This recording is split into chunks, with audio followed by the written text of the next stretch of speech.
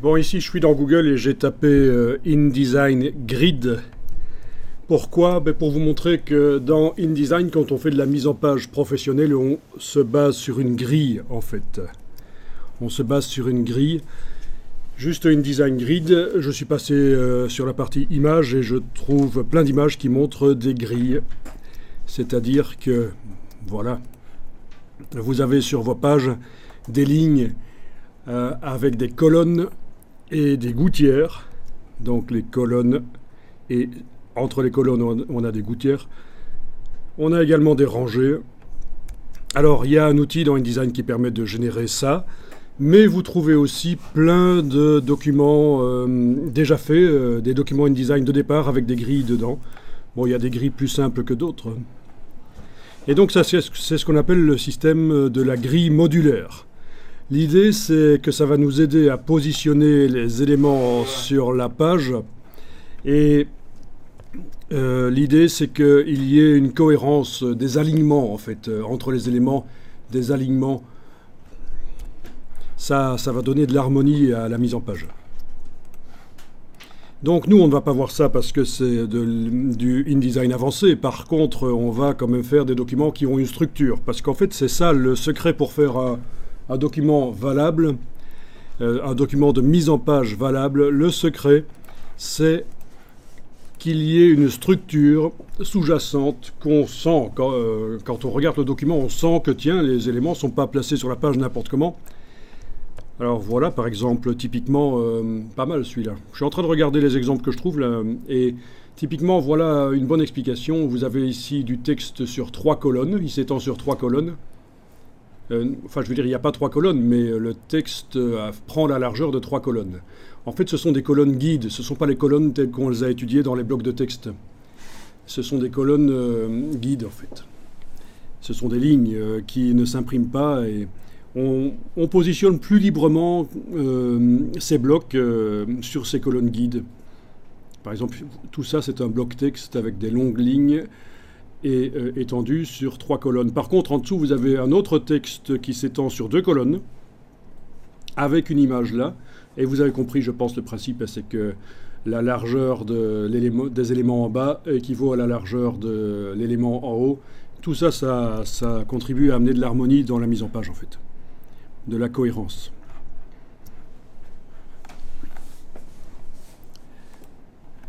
Alors, voyons si je tape Download InDesign Grid et je retourne sur la page des résultats de Google. Voilà, je tombe sur le site The Grid System qui propose des grilles, mais pas seulement pour InDesign, également pour faire du web. C'est un site spécialisé qui vous fournit des grilles, en fait. Donc je vais aller sur la page d'accueil des templates.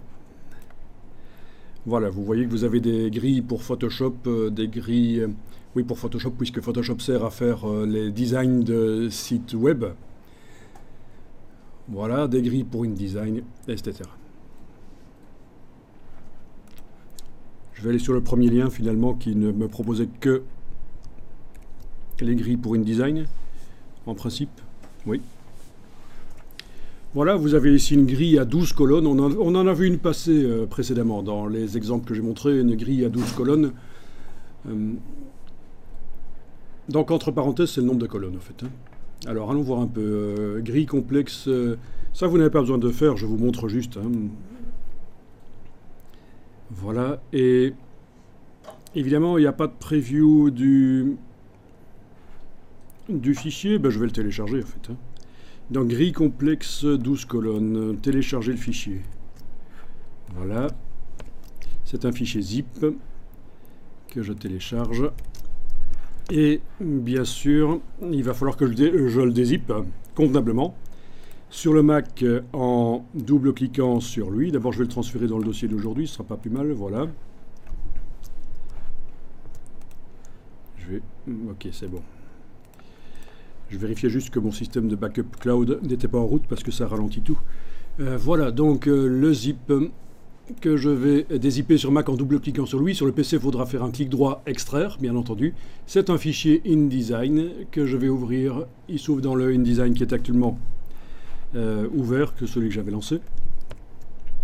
Donc, ah oui, il va falloir installer des modules pour bien faire dans InDesign, mais ça c'est expliqué sur le site.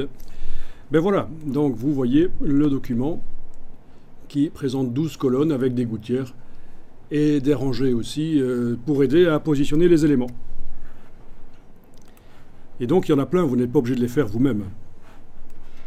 Pour les faire soi-même, quand on fait un nouveau document, les documents à grille, il faut, pour bien faire, le faire sur le gabarit.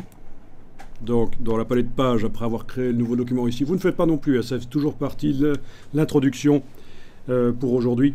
Je double-clique sur le gabarit, il est bien indiqué à gabarit en bas à gauche de la fenêtre. Je le précise chaque fois parce que les stagiaires ont tendance à cliquer simplement sur le gabarit dans la palette des pages et ça ne vous envoie pas dans le gabarit. Vous n'êtes pas en train de travailler dans le gabarit si vous ne double-cliquez pas vraiment là-dessus. Erreur habituelle du débutant. Et puis vous avez menu page, vous avez créé des repères et c'est là que ça se passe en fait. Par rapport à la page ou aux marges. Par exemple, des colonnes guides, 4 colonnes guides qui se sont créées là derrière par rapport à la page. On le voit, ça divise la page en 4, mais je peux le faire par rapport aux marges. Et dans ce cas-là, ça divise les marges en 4. Et vous avez les rangées aussi. Voilà.